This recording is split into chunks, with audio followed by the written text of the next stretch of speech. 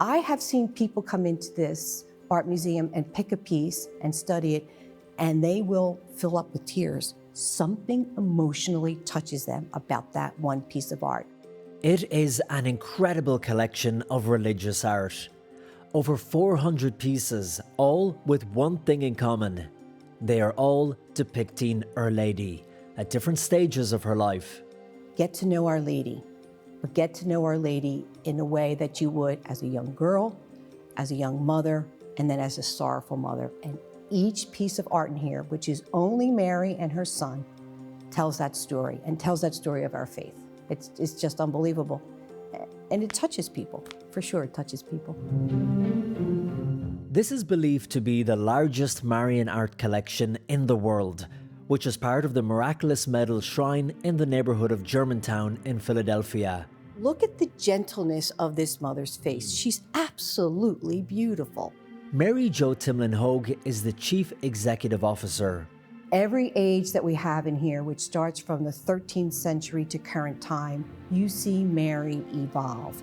And she evolves because of the time and the way that people thought of Mary and their faith at the time, but more importantly, the way the artists that depict each one of these pieces thought of Mary.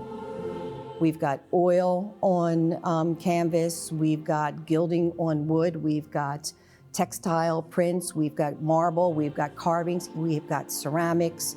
He didn't turn any Mary away. The he Mary is referring to is Father Skellies. He was the founder and driving force behind what's known as the Central Association of the Miraculous Medal, of which this collection is a part. This is his art museum. This is his Marian art museum.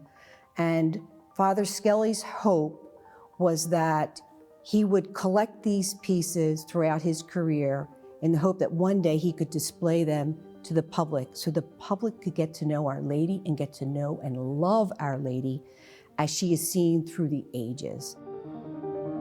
As the pieces come from all over the world, they also challenge the viewer's perception of Mary. Every artist has a culture, and they depict Mary in the way that their culture shows it. And so we're going to see some Chinese Marys, and we'll see some Indian Marys, and we have Spanish Marys that are a darker toned skin. And then, of course, you've got those that come from Italy and Europe and whatnot that are more pale skin. The oldest piece in the collection is from the 13th century. Take a look at Our Lady's face. She's a little sterner. She's looking more serious than Our Lady would normally look. Exactly. And Mary Jo, do we know why she's looking more stern? Was that just how mothers were perceived at that time? I think this was the time period. This was the artist's interpretation of it for the time period. I also think that mothers may have been perceived that way, but it could have been during that time period in the church. That's how they presented Our Lady as well. What is incredible about this collection is how up close visitors can get to the art, seeing the beauty of Mary, her tenderness and love towards her son, and then also the pain and sorrow at his death. You can see that she's older and absolute sorrow there, and she's looking up to the angels, and there's that darkness. She's looking up to God. You see her son is not in her arms.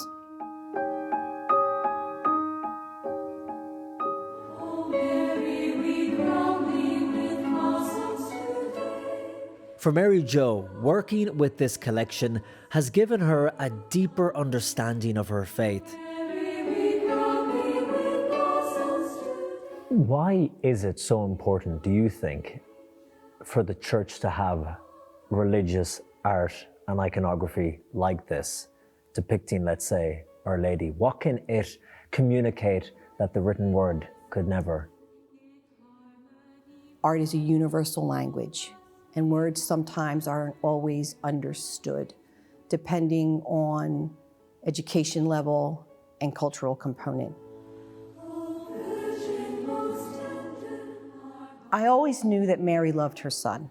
That's evident in the Bible. It's evident in the way that she spoke about her son and asked her son to do things. There was absolute reverence for her son. But when you look at these pieces around us, you see a mother's love. And so I see the human side of Mary and the spiritual and the glorious side of Mary.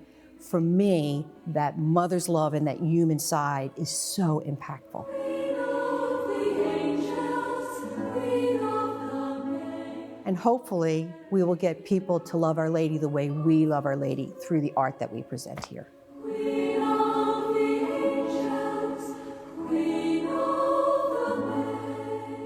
In Philadelphia, Colm Flynn, EWTN News In Depth.